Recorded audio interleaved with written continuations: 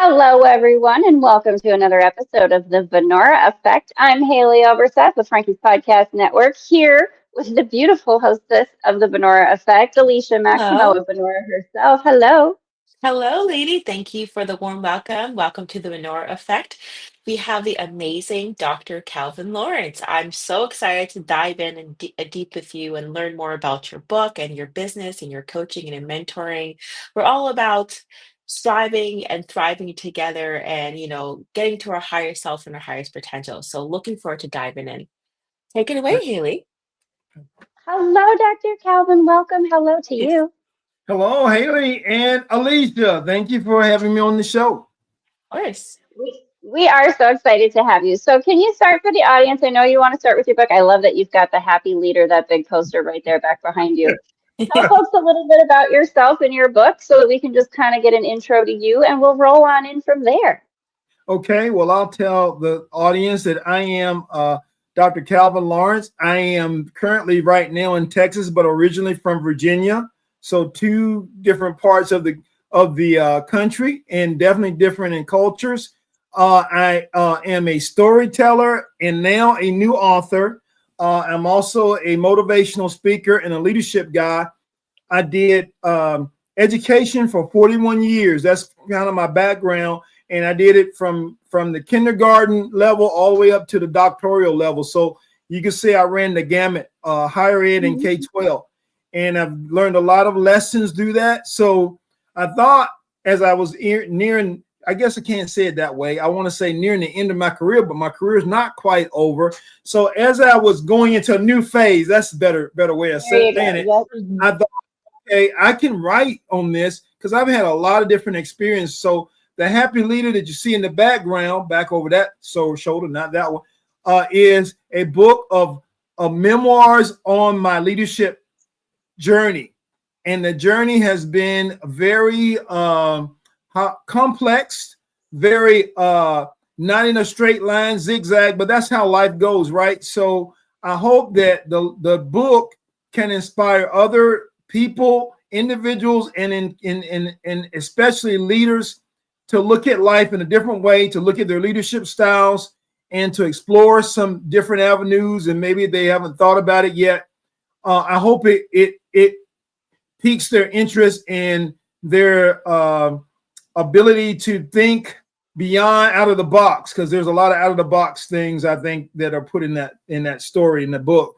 So that's kind of me in a nutshell. I have a son, adult son, and I've been married for 34 years to the same native Texan. They say when you're married Texan, you don't leave Texas. So I'll leave it at that. And thank you for having me. Of course. That's so great. I love that. Well, congratulations on that 34 years. That's impressive in this day and age. You should pat yourself on the back for grabbing that Texan. Love Good for you. that. But yeah, oh yeah, I was gonna say I would love to start off as far as the actual origin story of how you got started in this leadership role. Because I find, when we find our knack in our special skills or from experience, I would love to hear your origin story and how you got started in that industry and what type of effect did that cause for you to start in the leadership type of industry and moving forward towards that direction. I got you. So I'm hearing two questions in that question, Alicia. And the one is the start. How did I get started in my industry and my field? And it was kind of a misdirection, kind of a thing, because originally I thought I was going into the healthcare industry. My mom, who I talk about very extensively in the book, was a nurse. My sister, who's a pretty smart cookie, 2 years younger than me, she's a medical doctor. So I thought I was going to become a physical therapist because I didn't think I could be an MD. And I thought, well, but I do like to help people. But the story and the stories in that book are a lot about mentors and people and relationships. And I had great coaches, great teachers, great administrators, pastors, you name it, who kind of shooed me into that course of, okay, if I can't do this, which there were some other things that were involved, then I can do education and I can do that. And then later I had another person come alongside of me and they thought that I should look at leadership from a different standpoint and go into administration. And I did basically because of this one particular mentor who also, by the way, was the impetus for introducing me to my wife. And so it's funny how things go, but I always like to say, and I said this just recently to someone, I don't know where I would be without mentors, without other people, without leaders in my life, because most of them have impacted me in a way that has helped me go along the course I've gone. Beautiful. That is beautiful. And I just want to kind of jump in. I find it really kind of amazing and interesting. You've gone from kindergarten, you said, all the way up to the doctoral level with your own experience, which means I'm Right. sure that you have had a really vast, broad array of experience of receiving different varieties of mentorship yourself, as well as offering different varieties of mentorship to a wide range of people at all ages, at all stages of life. Can you maybe talk about that just a little bit and how that has influenced your journey and what things from that are you able to really share in what you do with businesses and in the book? Okay, so and I can even throw in before I kind of really deep dive into that. I had about an 8-month stint at a juvenile correction center in a educational role, so that really was an extra piece, an extra layer to the cake, so to speak, or a piece to the puzzle that I did not have before, and maybe thought I had because I had been sort of like a part-time, what's the word for it?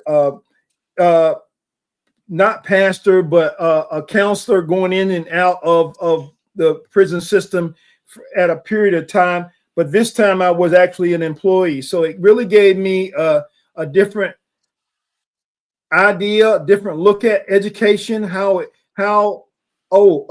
back to the more powerful part of your question, which is how have I been impacted by that and having all those different roles and layers. It tells me a whole lot. There's some sad stories, and they are written in the book about how our educational system has failed a lot of people, in particular, people of lower income status, people of different ethnic minorities. It really, that part of it is sad. The other part, though, the part I really try to focus on and what makes me happy is that there are a lot of great people who have been along the process, and they're there no matter what the system has set up that might be negative. Those people are in there fighting a good fight and fighting a battle every day. And if not for them, I don't know where I would be. And I can think of a lot of other people who have really been successful, who've come from, as they say, nothing to maybe being something. They've had that because they had someone that believed in them. And that, to me, is a huge part of why, even though the system per se may have some flaws, the people who work in the system, there's some angels, there's some really golden vessels, folks that do a great job and have inspired not just me, but so many others. You too probably have some tales you could tell about somebody who influenced you in those systems.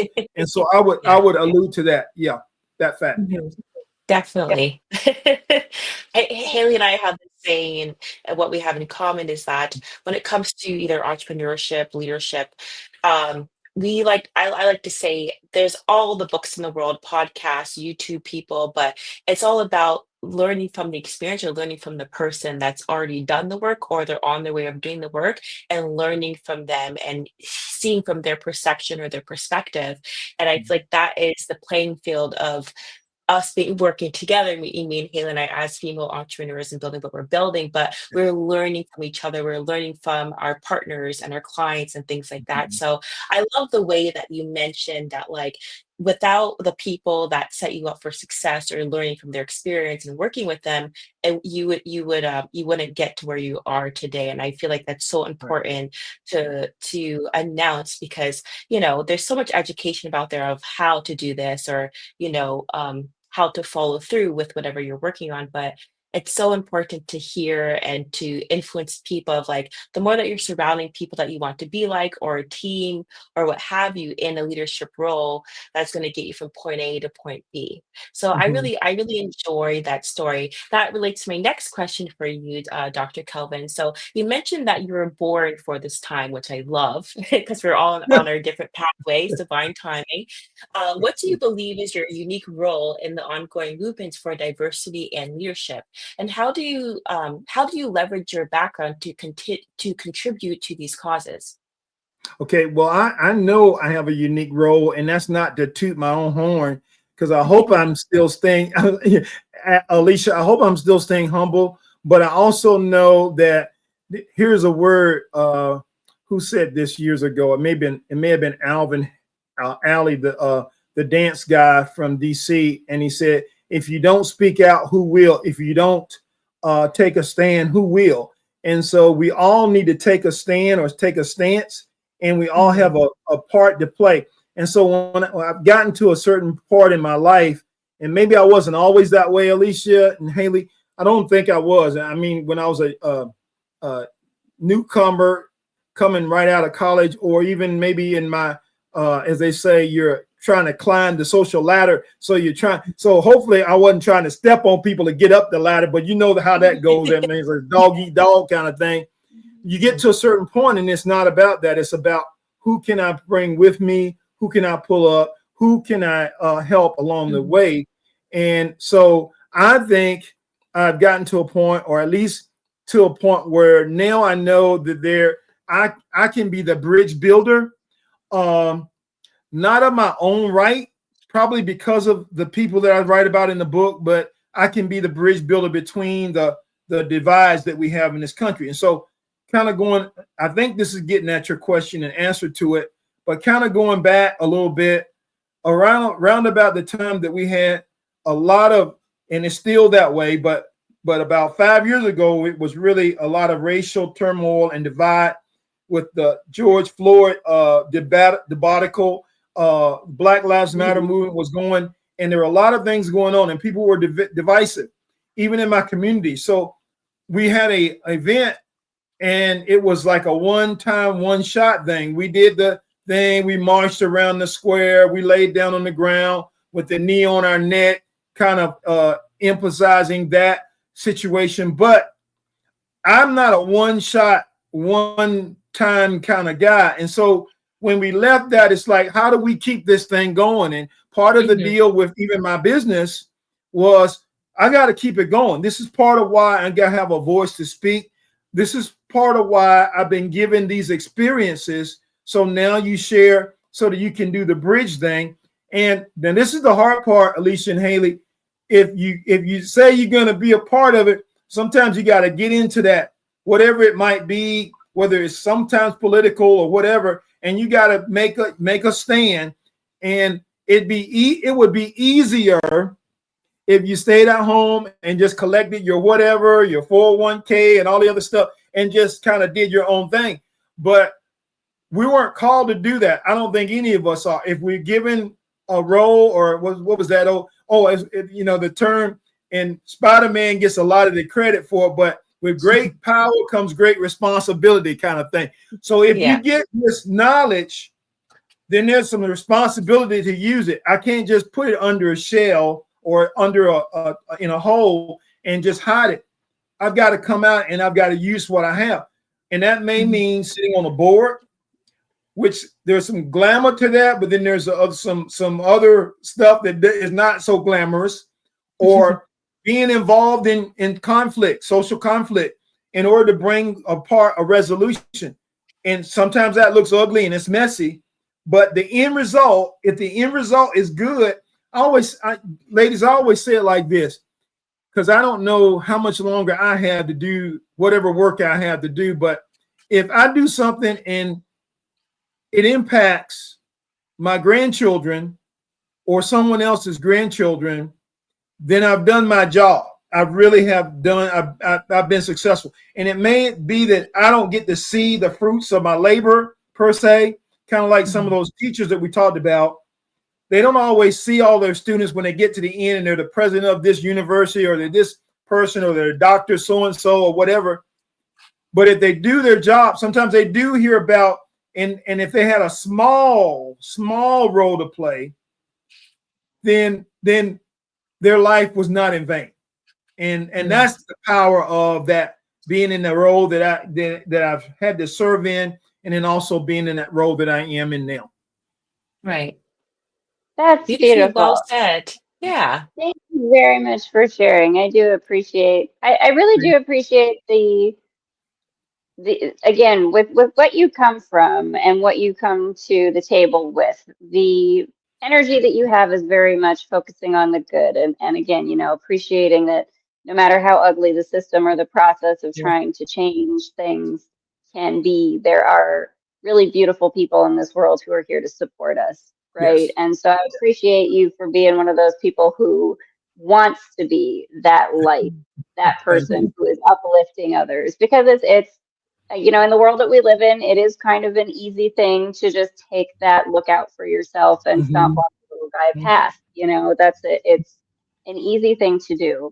And I'm sure you probably see that in business and with maybe Yeah. clients or corporations and things that Mhm. you know, the places you work.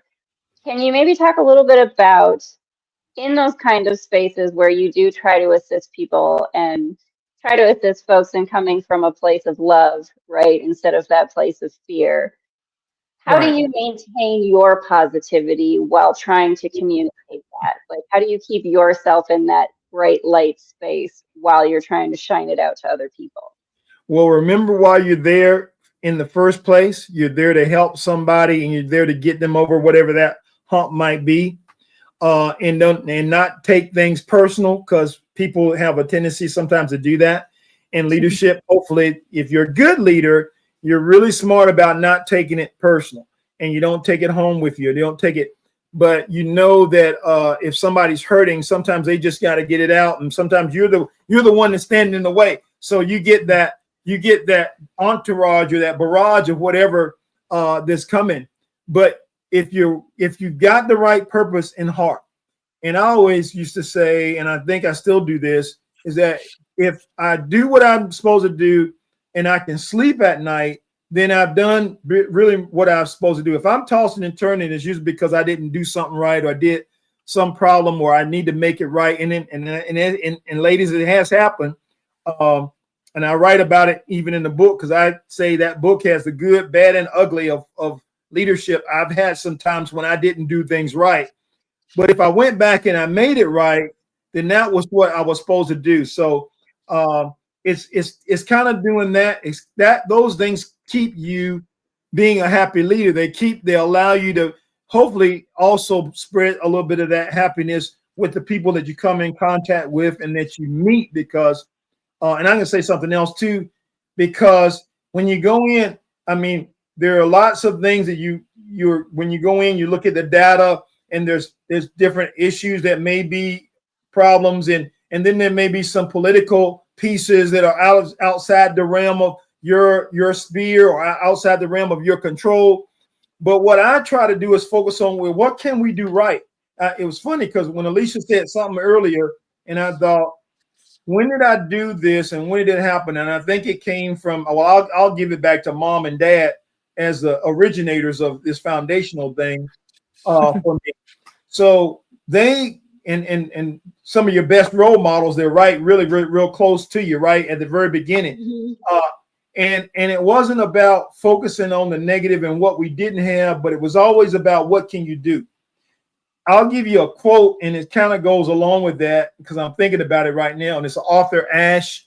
He was a famous tennis player, Virginia boy like me, kind of born up the road. So I love this quote because it came from a guy that I idolized when I was growing up in the 60s and 70s. And what he said was, start where you are, use what you have, and do what you can. And if you think about that quote, everybody can do that. I don't have to be a superstar or star athlete or the valedictorian of the class. I can start with whatever I have, whatever I've been given, my gift, my talent, my resources, whatever I have. I can use it and I can do it if I at least start out and try to do it. That's the conundrum. If you don't ever start, then it's just like you keeping all that stuff to yourself, like Haleigh was saying before. I can store some money and knowledge and whatnot, and I've got it. But what good is it?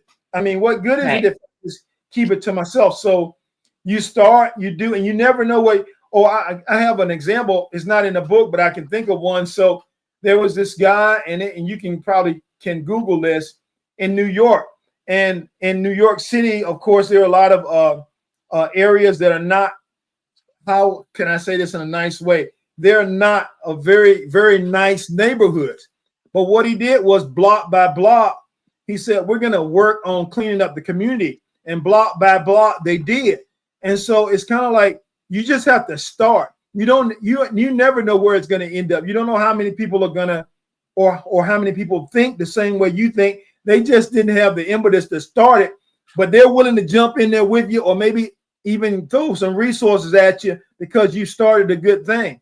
So just get going, get started, and you can get a whole lot accomplished that you wouldn't. Then you look back and you say, how did I do this? If I think about the book is kind of a smaller case in point, because, I don't know about YouTube, but a lot of people will say, and I think I read somewhere, so Haleigh's an author. I believe she is. She's already an author, right? Yeah. So I know that a lot of people talk about writing, Haleigh and Alicia, but they never get around to doing it. They never start. They don't do anything. And if you just start, I know there's a place in there where you're like, you could probably allude to this, Haleigh, where you're not sure if you can finish this work or not, but you've already committed, and you don't want to be ashamed. And maybe you've told some people, so it's like I got a little pressure on me, I got to get it. But then you get to this point, it's a tipping point where you know that you can finish the book. That's a good place. Now you're still not finished, but you're rolling, you're cooking, you got it going on, and then you're on your way to this successful thing. Then when you look back and you say, there were, and I know you had this, Haleigh, I had it for sure. There were all these little problems, issues, complications, the publisher, the editor, the graphics, all of the other stuff. And then but you get to the end and the finished product is the finished product. And all those other things don't seem so big anymore. And if you can get anything across, if I can get anything across to some of the leaders, it's like, you got to get going. If you can do that, you will look back and you'll be so much more successful than if you never, ever start at all. You've got to get it started and look at the end and what it can be and what it will be. I love that. Right, Haleigh? I am an author too, yes, and I'm a sci-fi writer, so I'm a little bit different in a different kind of space. Yeah. A little bit different space, but one of the things for me that I always kind of have said to myself, because sometimes the thing that has tripped me up, right, is a little bit of the perfectionism, because you can go back to it and go back to it and go back to it. And I can't remember who it is that said it, but a quote that I go to is, there's such a thing as good enough, right? And I think it kind of goes in flow with that. Start with where you are, with what you have, and do what you can. Don't pressure yourself to be perfect. Don't pressure yourself to look a certain way because there's an expectation of it, or you have a perceived expectation outside of yourself of it, right? Just be willing to start, just be willing to do it, and be willing to, at some point, be finished with it, let it go, and be ready to move to the next thing, because there's always going to be something new coming, right? And you need to be willing to allow that new thing in. And I'm sure you experienced that as well, right, in your journey. And maybe you can give us a little bit on this, like, throughout this, I mean, because obviously you've had a very diverse background yourself of different experiences and places where you have worked, and in places where you've been able to experience the gamut of what humans are like, and building a community where you can create supportive spaces. Can you talk a little bit about that? Where are the places where you kind of have to pause and say, I've done what I can here. I might need to hand the baton and move on. Yes. Yeah, I can. And I thought, and I'll go all the way back almost to the beginning when I started out way back in Virginia, I had a 5-year spell there, and I'll put a little twist on it too, because I thought I had done pretty good with that. When I came in and when I left, the goal was to make it better than it was before I got there, right? And that should be everybody's goal, if you want to be honest about it. And so about 5 years in, I thought I had made it. I don't know if I knew I could make it any better, but I knew it was better than it was. We had created a program. I'm thinking about this because when I started out, so I need to give a little background. So when I started out, I was a physical education teacher, and I was a coach in the afternoons. And the coaching took up as much time really as my you could call it a day job. My day job, my evening job, took up almost as much time, if not more, than the day job. And in both realms, it's kind of funny because I look back and I reflected back when I wrote. There were some pieces to both situations that were not. It's a good way to say it. Were not likable, but by the end of that 5-year tenure, we had improved on it. Blood, sweat, and tears, a lot of work, a lot of resources poured into this time, and it made that we had really good programs. And in that particular instance, I think I thought I had done a good job.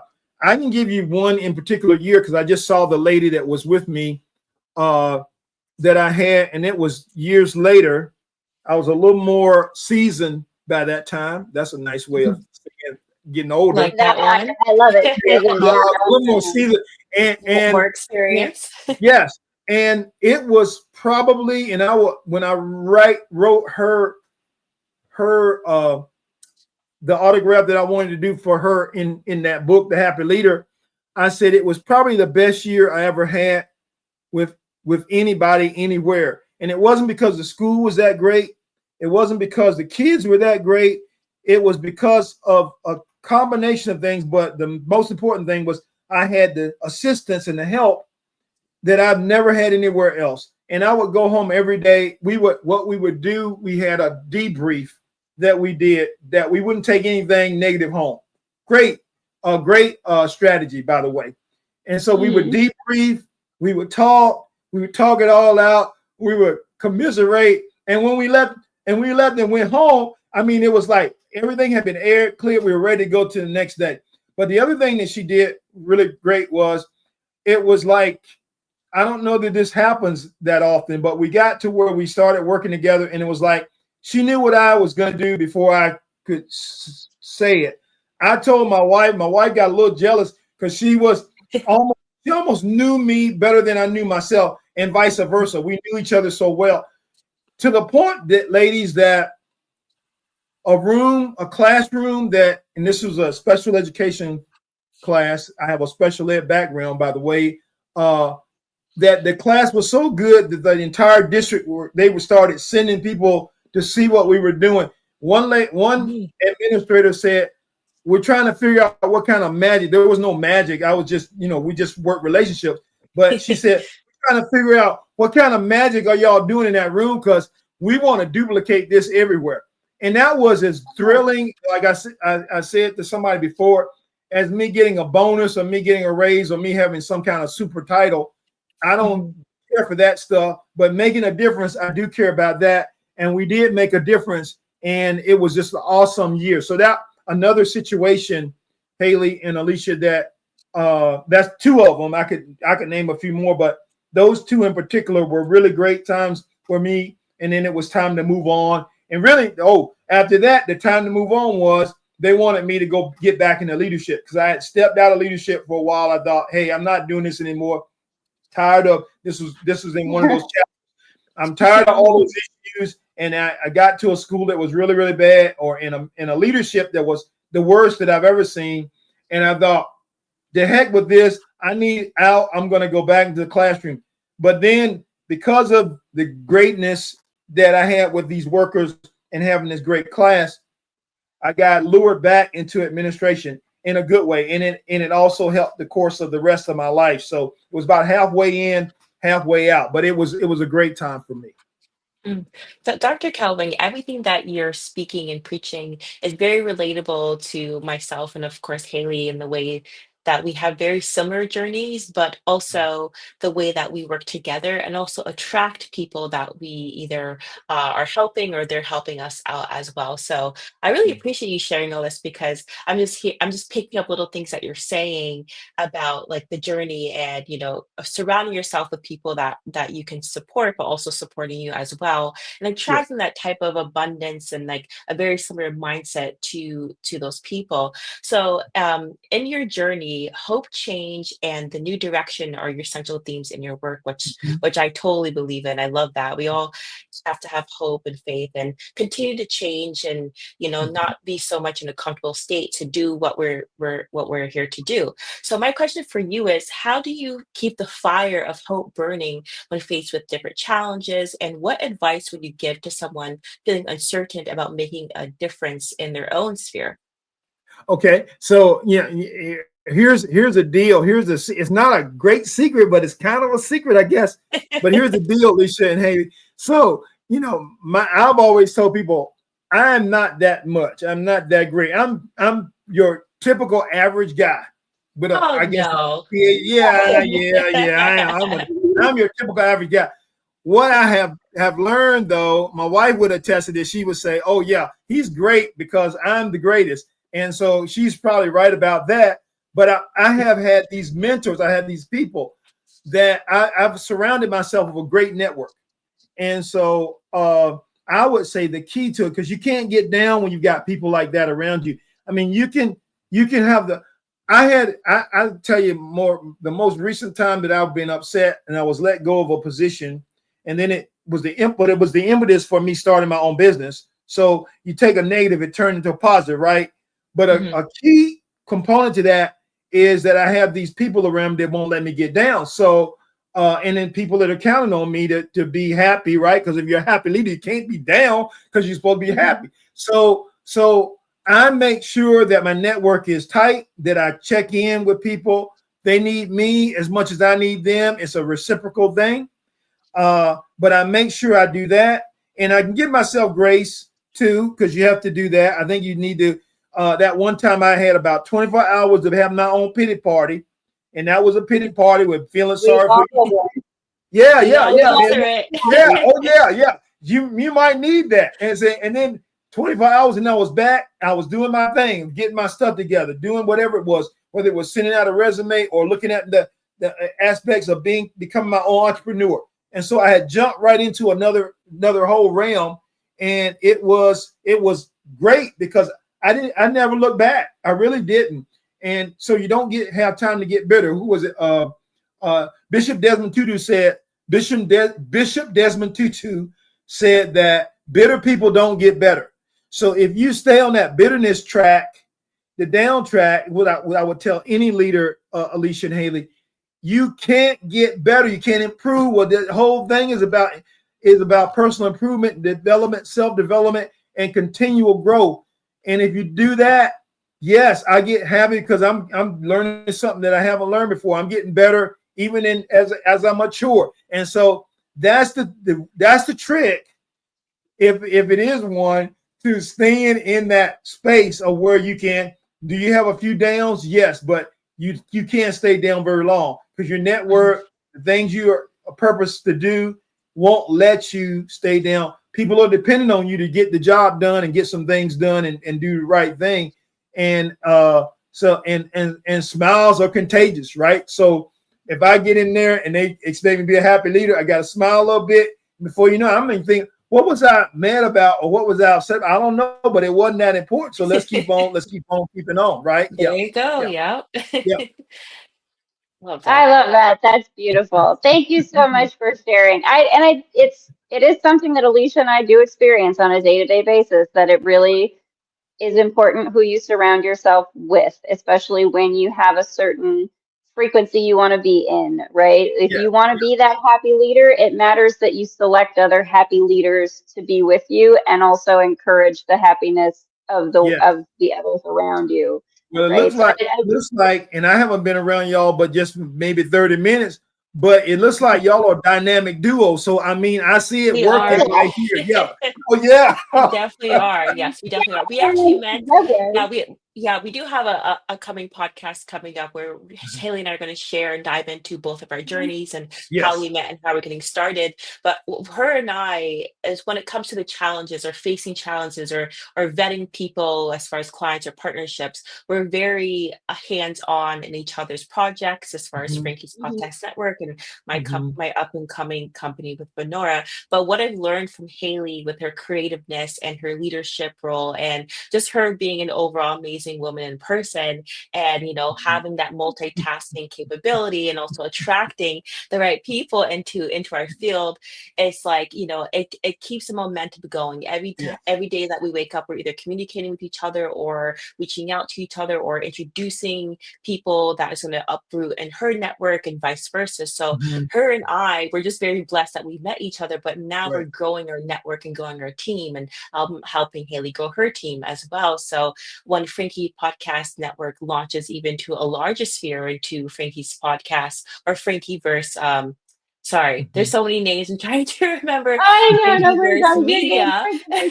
We gotta I'm go really and Yes, exactly. I'm really looking forward to seeing Haley strive in that type of environment because Mhm. that's just going to make me happy as a friend, but also as her partner as well into this business and Right. being a female entrepreneur. And we are each other's like support system, but the teams that we're building is also a really good support system as well Right. because we have a very similar vision of where we see our both of our business going, but also as individuals and we're as like a personal growth aspect. And Mhm. part of the Vynora effect is this, of what we have been realizing as when you are either with a client or with a partner, or what have you, or with a customer, a lot of people are trying to like create a business, but also that has a lot to do with your self growth Mhm. and your upbringing of where you see yourself from here and coming up to here. So Mhm. it goes very hand in hand when running a business or becoming a leader either in a creative sense or either as yourself in coaching and mentoring, you Right. have to realize that you have to not be the same person you were 3, 4 years ago and uproot yourself from those habits into these new habits where you're attracting the right business and the right people to build your business up, but also building yourself up and holding Mhm. that frequency. And Haley and I have been holding that frequency for almost a year now. And now we're starting to see things come all together. Yes. It's all Yes. starting to click at the moment. So Yeah. yeah, we have a lot in common when it comes to life like this, but also Yes. the business life like this also. So we're trying to get it to go on a straight line currently. Mhm. So it's been an experience and I'm just blessed to have met Haley. We met on LinkedIn a couple months ago and now what we have accomplished, the teams that we're Yes. building, the influence that we're creating with others and to others has been really amazing. And it's been a learning journey so far. So I'm just really relating to your story and how much you succeeded. And it sounds like you have like 5 different lives so far, from kindergarten teacher I to know, right? doctor Like to wearing leadership to so many hats. mentoring and coaching. It's like we're wearing Haley and I are wearing a bunch of hats as well, but Yes. we're like in our prime at the moment. So Right. looking from now until in the future, who knows what's going to happen in both of our Yes. lives and Yeah. our business lives as well. But we're Yes. here to help the people, to lead the people. Vynora stands for, the knowledge of wisdom and the flow of wisdom and just providing the education to all the masses, right? Great. So yeah, that was just my little spiel on Haley and I and how relatable that your story is very relatable to our current story right now and growing as an individual, but also relating that to our business. Like our businesses are like our little baby, right? It's starting and it's growing Yes. and Right. growing. It is a baby. It uh, is a little baby. You're right. You're right. Right, exactly. But Yes. again, like I feel like without Haley, the concept of Mhm. Lenora wouldn't be a concept. Her creative brain and her Oh, endurance and her momentum of Alicia, what do you want to do with your life and where do you see yourself with your company? Had made me really think a couple months ago where I was at and to where I'm at today. So I appreciate you, girl. I know I'm love bombing you over I here, but it appreciate just no, needs to it's flow, like it's usually me that does the love bombing. So I'm like, this is a whole like I love it. That's another thing I love about Alicia. New experiences and new inspiration all the time from her. It's wonderful. And Mhm. I do think, Dr. Calvin, really, you do have a relatable story. Alicia's absolutely right. And Right. I love that you do continue to choose to focus on the positive, on the good, on the things that are the momentum, are the movement forward. And that's definitely, like Alicia said, where we're trying to be. Like, you have your up and downs in life and business and all the things. What you want is to be in a space in yourself and in your own network and team and the people you build around you to have the Right. stability to maintain throughout the things in life that can get turbulent, right? Yes.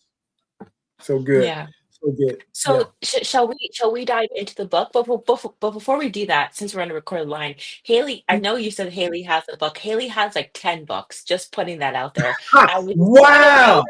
No, like I have like in the works right now. That's my thing. I need more time to finish each of them and get them rolling and yeah, out. yeah. So I so came I'm to the putting right place. yes, I'm working on freeing up her time so she can focus on her writing. But we have children's books, we have fantasy Yes. books. So I had the privilege, of course, to view some of those books. She shared some of her amazing like creative writing with me and many short stories. But the way that she's able to take that creativeness and put it on a piece of paper and in a very short amount of time is a really an amazing and useful skill set, especially in the creative realm when we're written short stories or when it comes to animation or even um, what do you call the Chinese Yeah, anime or the Anime, yeah. things like that. Yeah. yeah. So yeah, while we're moving into this business direction, it's like Haleigh has a lot of different ventures that's going to be available to her in the future, not just the writing, but everything that she's creating, but also I'm helping her free up the time so she can create even more for the masses, and the value that she provides overall is great. So I'm excited to like continue the conversation about the books, but let's jump into your book, The Happy Leader. So in The Happy Leader, you talk about the power of hope and positive influence. How do you believe leaders can harness these traits to inspire others, especially in challenging times, since we're talking about challenges currently? Well, they have to. I think that any leader who's worth his or her salt, they have to create an environment of hope. We're talking about cultures and the environment that you live in. And I was thinking about something that I think maybe both of y'all said earlier.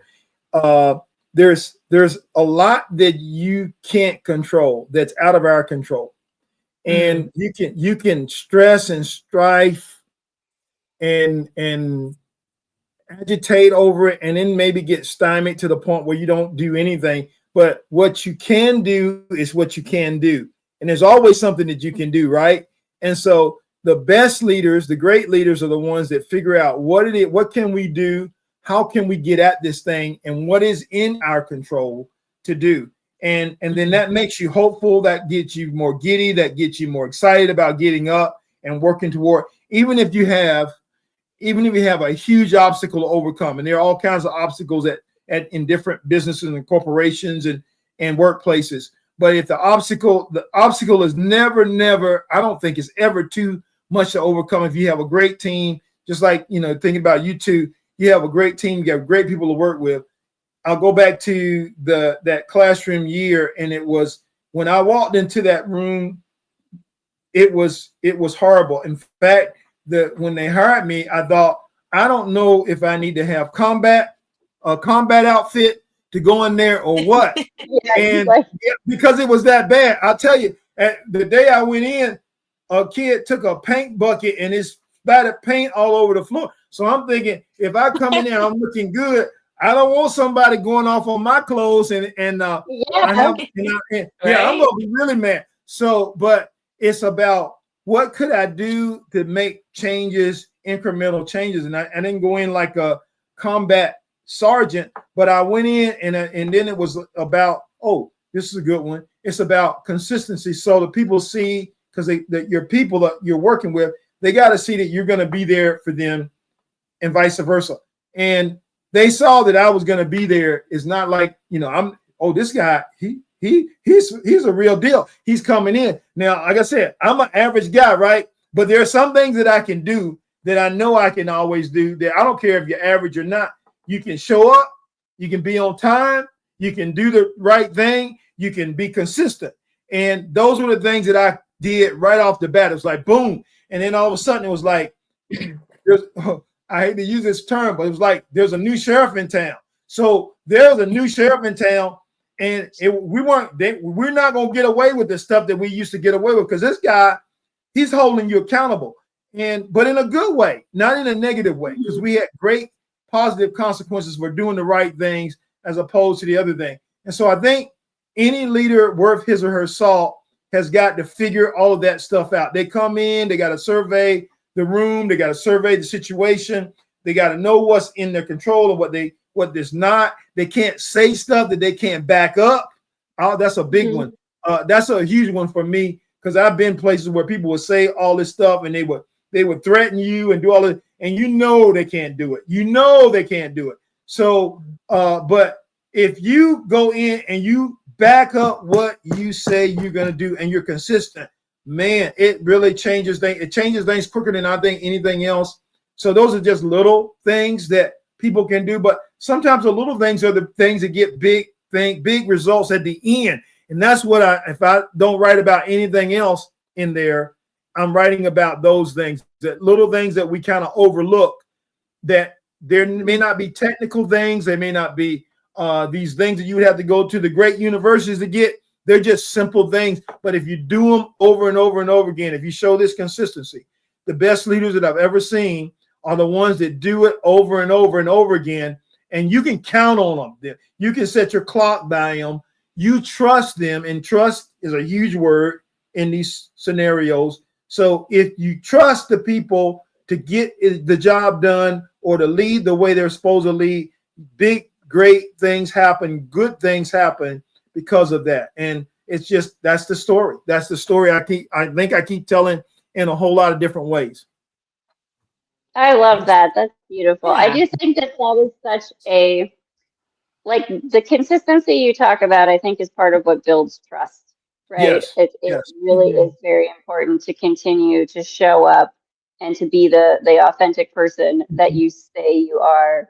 And that only over time doing that and showing that pattern of consistency to people can build that trust, especially if you're working with young kids who especially if you're working with young people who have probably had their trust broken. Oh, you think about, I'll go all the way to the juvenile correction center piece.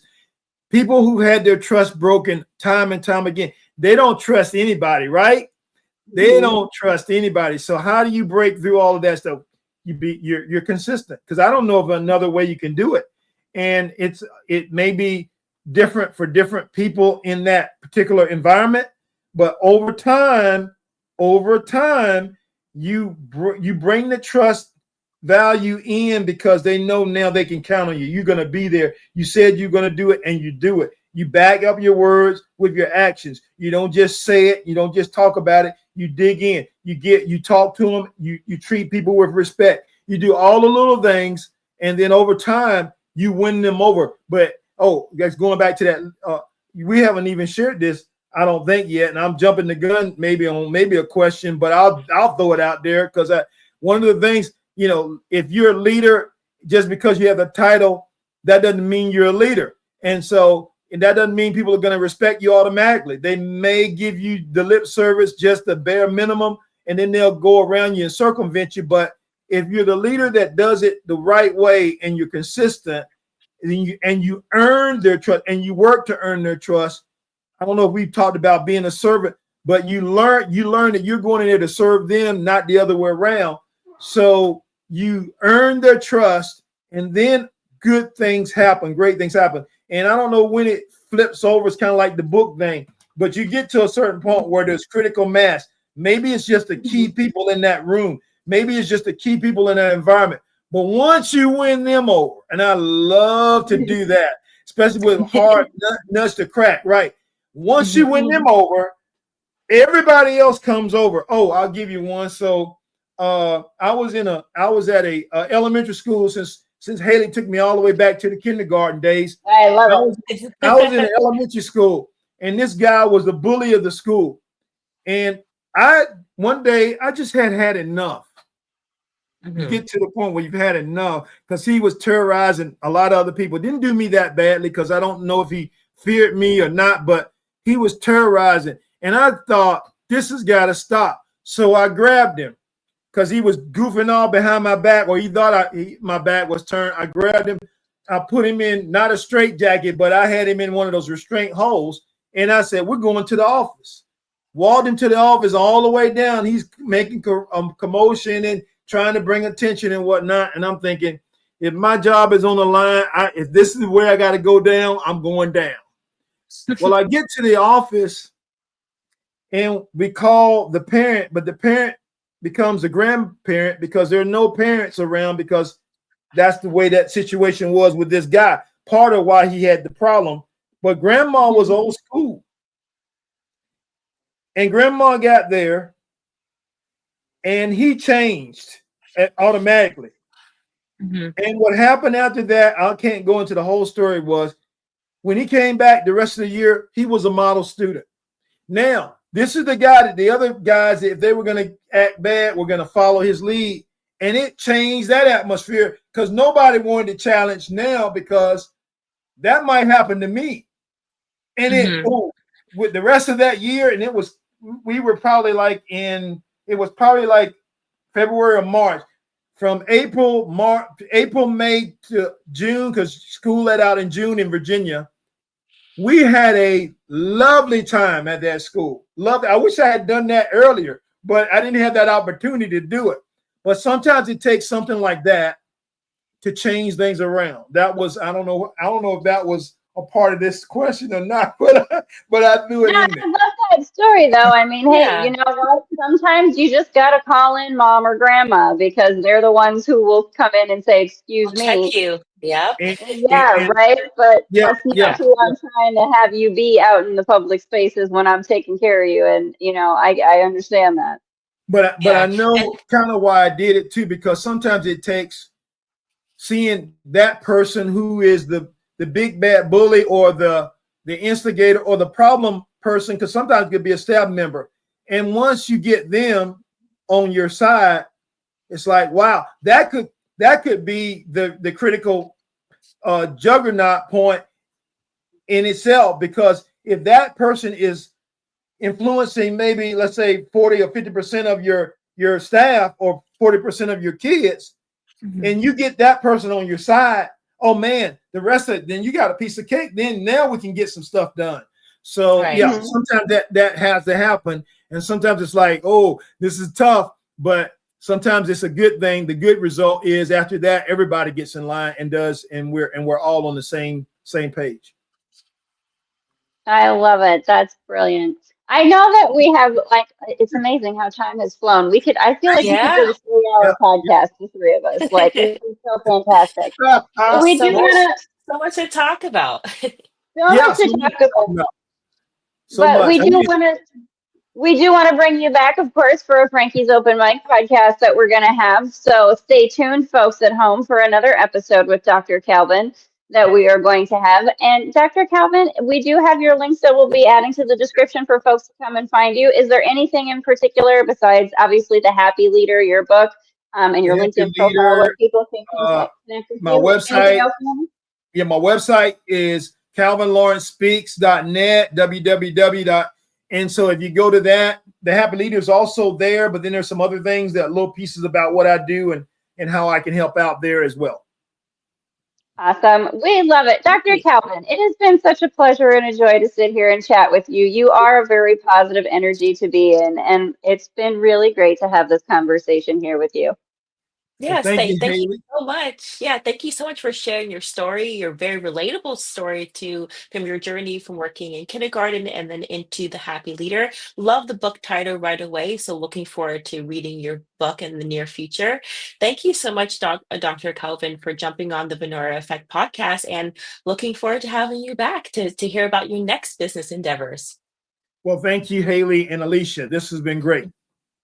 Thank you so much. Thank you so much. We appreciate you. And everybody, do check out, again, Dr. Calvin in the links in the description below. You can support Frankie's Podcast Network by doing the like, subscribe, share, all that good stuff.